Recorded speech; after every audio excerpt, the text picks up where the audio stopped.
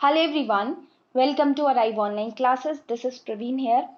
हाल ही में Eklavya model residential school ने वैकेंसीज अपनी अनाउंस की हैं। जुलाई 2023 31 जुलाई तक आप ये फॉर्म फिल कर सकते हैं।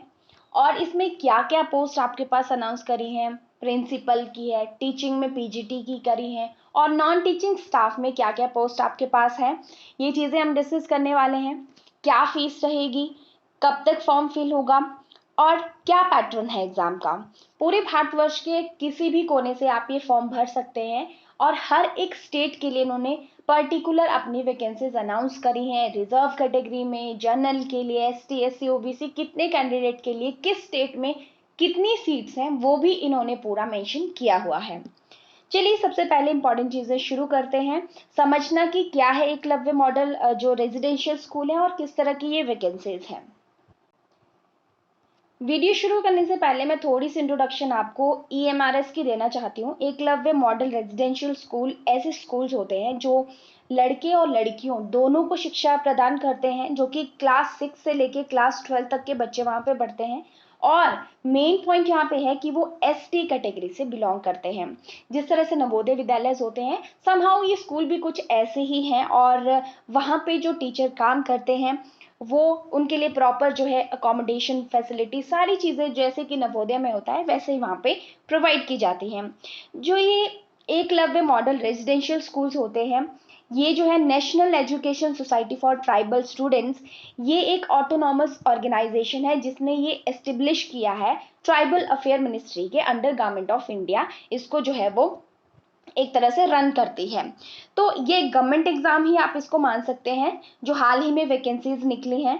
और काफ़ी अच्छा पे स्केल भी इनका दिया गया है। चलिए बात करते हैं यहाँ पे। लास्ट डेट इस एग्जाम को फिल करने की 31 जुलाई है। प्रिंसिपल का फॉर्म अगर आप भरते हैं 2,000 रुपये आपकी फीस लगेगी। पीजीटी के लिए अगर आप भरते हैं 1,500 रुपये फीस। और नॉन टीचिंग स्टाफ जो कि आज हम डिस्कस करने वाले हैं डिटेल में, तो आपकी फीस 1,000 रुपये लगेगी। अब ऐसे कौन से कैंडिडेट हैं जिनको कोई भी फीस नहीं देनी पड़ेगी इस जॉब वैकेंसी के एग्जाम को भरने के लिए? तो यहाँ पे मेंशन किया गया है कि जो कैंडिडेट जो है एससी एसटी या पीडब्ल्यूबीडी से बिलोंग करते हैं, नोट कर लीजिए, उन्हें कोई भी फीस नहीं भरनी होगी। और एक पॉइंट यहाँ पे सबसे इंपॉर्टेंट ये है, देखिए कि आप ऑनलाइन मोड से ही अपना एग्जाम फिल करें। मेंशन किया हुआ है इन्होंने कि कोई भी अदर मोड ऑनलाइन के अलावा एक्सेप्ट नहीं किया जाएगा। तो एप्लीकेशन फॉर्म आप प्लीज ऑनलाइन अपने आप ही फिल कीजिएगा। यहाँ पे एक पॉइंट ये भी इम्पोर्टेंट है कि आप जैसे फॉर्म भरते हैं तो कई जगह ऐसा होता है, कुछ अगर फॉर्म में गड़बड़ हो जाए तो करेक्शन के लिए दोबारा से साइट ओपन होता है। तो यहाँ पे लिखा गया है कि जो भी आप इंफॉर्मेशन एंटर करें वो एकदम करेक्ट हो। और इन्होंने कहा गया है कि कोई भी ऐसी रिक्वेस्ट मानी नहीं जाएगी कि आपको कुछ करेक्शन करनी हो अपनी इंफॉर्मेशन में, तो ऐसी रिक्वेस्ट मानी नहीं जाएगी। तो ध्यान रखिए जब भी आप फॉर्म फिल करें आपकी हर एक इंफॉर्मेशन बिल्कुल करेक्ट हो। जब आप फॉर्म फिल कर देंगे, एप्लीकेशन फॉर्म फिल करने के बाद आपके पास एक जो है क्या कहते हैं, कंफर्मेशन पेज आपके पास एक मिलेगा आपको, जो कि पेमेंट के बाद जनरेट होगा। और अगर ऐसा नहीं होता है तो आप जहाँ से जिस वे से आप पेमेंट कर रहे हैं तो अपने बैंक से कंसर्न जरूर करें रिफंड के लिए। और जब भी आप फॉर्म भर चुके हैं उसके बाद वेबसाइट पे जाके टाइम टाइम पे देखते रहें कि क्या इन्फॉर्मेशन इसके बारे में आई है, कि एग्जाम अनाउंस हो गया है, कि कब होगा ये कब नहीं होगा, ये भी इन्होंने पहले से ही कहा है। अब बात करते हैं नंबर ऑफ पोस्ट। तो यहाँ पे क्योंकि नॉन टीचिंग के लिए हम बात कर रहे हैं, तो देखिए नॉन टीचिंग की पोस्ट जो आपके पास है, अकाउंटेंट के 361, junior secretariat assistant JSA 759, lab attendant की यहाँ पे 373 पोस्ट आपके पास है। ये सारी ही नॉन टीचिंग में आपके पास आती है। बाकी पीजीटी की 2,266 पोस्ट आपके पास है, प्रिंसिपल की 303 पोस्ट आपके पास है। तो यहाँ पे हम क्योंकि नॉन टीचिंग के लिए ही यहाँ पे आज डिस्कस करने वाले हैं, तो चलिए देखते हैं नॉन टीचिंग पोस्ट। तो यहाँ पे देखिए आप जो भी कैटेगरी आपकी है यहाँ पे आप स्क्रीनशॉट ले सकते हैं। बाकी हमारा टेलीग्राम चैनल है अराइव ऑनलाइन क्लासेस के नाम से, लिंक आपको चैनल के अबाउट में भी मिल जाएगा, तो वहाँ पे भी मैं ये PDF शेयर कर दूंगी। यहाँ पे आप देख सकते हैं कि किस कैटेगरी में कितनी पोस्ट है। जो भी आपका कैटेगरी है, आप अनरिजर्व्ड है, EWS से हैं या किसी भी कैटेगरी से है, तो यहाँ पे मेंशन सारा किया हुआ है कि किस कैटेगरी के लिए कितनी पोस्ट आपके पास है। जिस भी कैटेगरी की जो स्पेशल कैटेगरी में, जैसे कि फिजिकली हैंडीकैप्ड है, कोई विजुअल इम्पेयर्ड है, मल्टीपल डिसेबिलिटी है, एसिड अटैक विक्टिम है, यहाँ पे ये सारी कैटेगरीज मेंशन की हुई है। यहाँ पे एब्रिविएशंस यूज हुई हैं, आप यहाँ पे इनकी फुल फॉर्म्स देख सकते हैं। और यहाँ पे स्पेसिफाई किया हुआ है कि किस कैटेगरी में कौन सी इंपेयरमेंट मांगी हुई है, तो आप इसको ध्यान से पढ़िएगा फॉर्म फिल करने से पहले। अब post tail and level of pay की बात करें हम यहाँ पे, तो देखिए जो नॉन टीचिंग स्टाफ के लिए हम आज बात कर रहे हैं, तो देखिए यहाँ पे 35,400 से लेके यहाँ पे लाखों में बात की गई है। और अकाउंटेंट की यहाँ पे बात कर रही हूँ मैं। और जेएससी की जो पे स्केल यहाँ पे देख रखा है, तकरीबन 20,000 से लेके 66,000 तक यहाँ पे बात की गई है। और यहाँ पे लैब अटेंडेंट के लिए 18,000 से यहाँ पे 56,900 तक बात की गई है। तो एक अच्छा पे स्केल है, आप ज़रूर अप्लाई कीजिएगा। और जो आपके टीचिंग स्टाफ के लिए, प्रिंसिपल के लिए पे स्केल आप देख सकते हैं। और यहाँ पे जो पीजीटी के लिए पे स्केल है वो भी मेंशन किया गया है। अब बात करें कि मोड ऑफ एग्जामिनेशन क्या रहने वाला है, तो ओएमआर शीट पे जैसे आप फॉर्म भरते हैं उसी तरह से पेपर आपका ये होगा, राइट।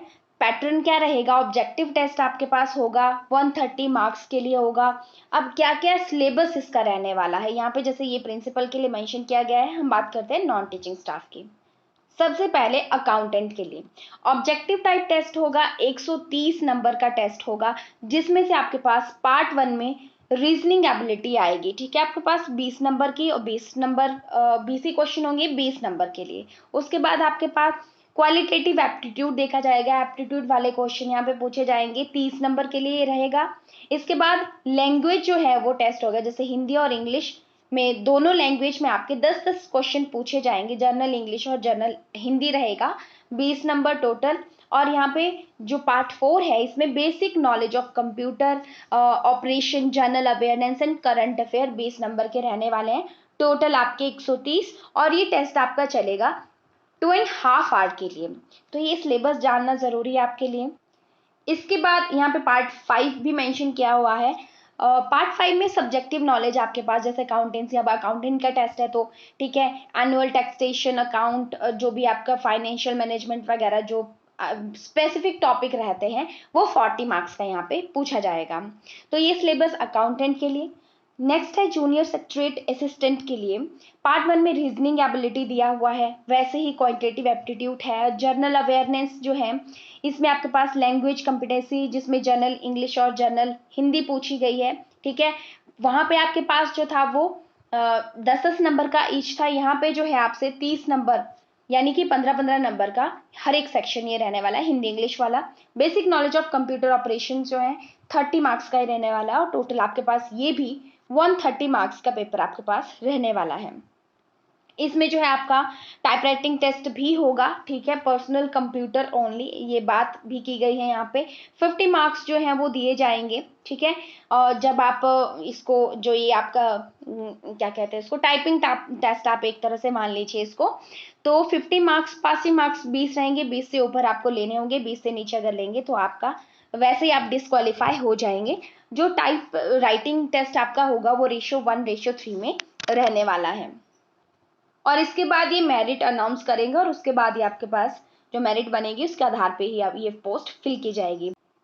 अब नॉन टीचिंग स्टाफ में लास्ट में बात करते हैं लैब अटेंडेंट की।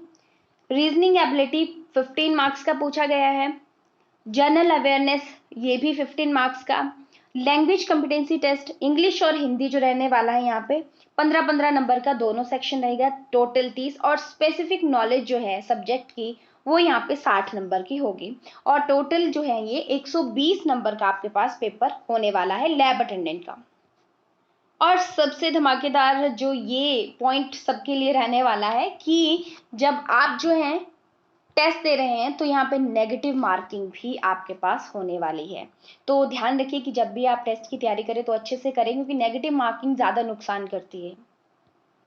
नेगेटिव मार्किंग का जो ये एक क्राइटेरिया उन्होंने दिया है कि 1 नंबर जब आप एक क्वेश्चन ठीक करते हैं और वहां पे जब 4 क्वेश्चन गलत करते हैं तो 1 नंबर डिडक्ट होगा, अगर ये क्वेश्चन गलत करते हैं तो 0.25 का डिडक्शन हो रहेगा। डिटेल सिलेबस भी अगर आपको देखना है हर एक पोस्ट का, आपको इनकी ऑफिशियल वेबसाइट पे मिल जाएगा। अब बात करते हैं एसेंशियल क्वालिफिकेशन और एज वगैरह की। तो यहाँ पे देखिए अकाउंटेंट 30 साल से ऊपर नहीं होने चाहिए, ठीक है। और एज रिलैक्सेशन थोड़ी सी मिलेगी सिर्फ SC ST और OBC वाले कैंडिडेट जो है।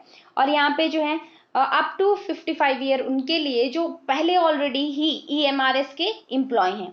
डिग्री आपको क्या चाहिए, कॉमर्स की डिग्री चाहिए रिकॉग्नाइज्ड यूनिवर्सिटी इंस्टीट्यूट से, यानी कि आप जो है BCom होने चाहिए, BCom आपने की होनी चाहिए। इसके बाद बात करते हैं जूनियर सेक्रेटरीट असिस्टेंट की। यहाँ पे तो 30 साल से ऊपर नहीं होनी चाहिए, वही सेम क्राइटेरिया की SC ST OBC वालों को एज रिलैक्सेशन यहाँ पे दिया गया है।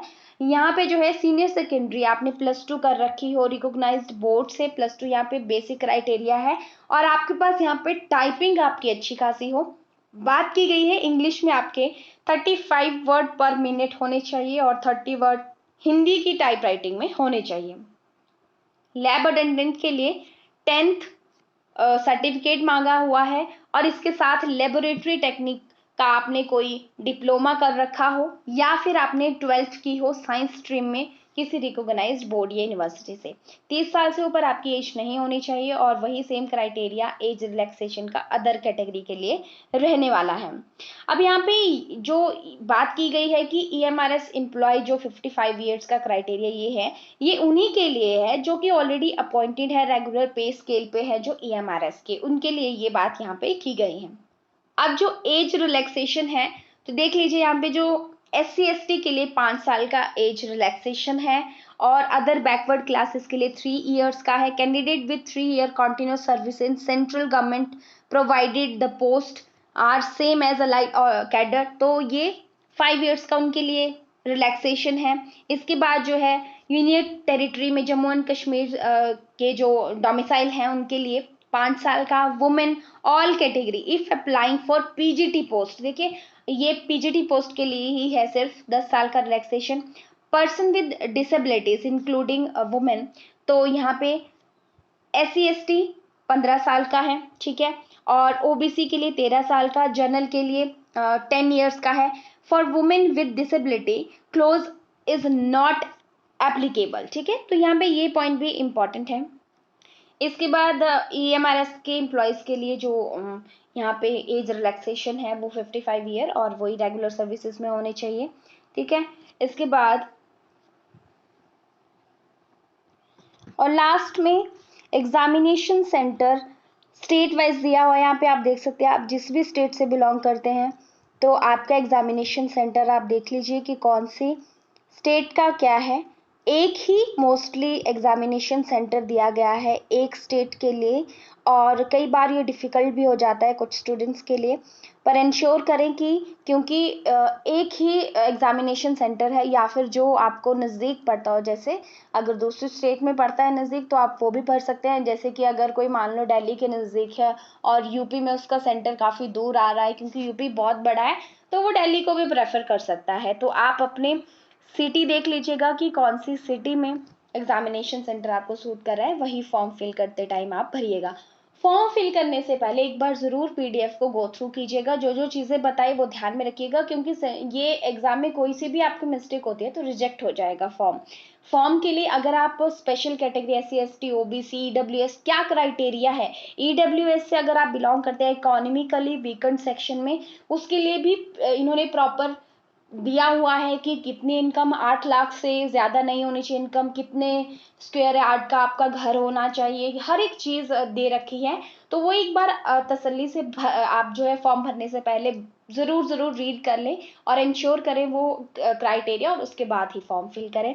तो ये थी इन्फॉर्मेशन नॉन टीचिंग स्टाफ के लिए। आपको इसके रिगार्डिंग कोई और इन्फॉर्मेशन चाहिए तो आप कमेंट सेक्शन में लिख सकते हैं, हम ज़रूर आपको इन्फॉर्मेशन प्रोवाइड करेंगे। टेलीग्राम चैनल का लिंक आपको डिस्क्रिप्शन बॉक्स में या चैनल के अबाउट में मिल जाएगा, वहाँ पे जाके आप PDF को अवेल कर सकते हैं और उसको ज़रूर पढ़िएगा। Thank you so much for watching, हम मिलते हैं अगली वीडियो में।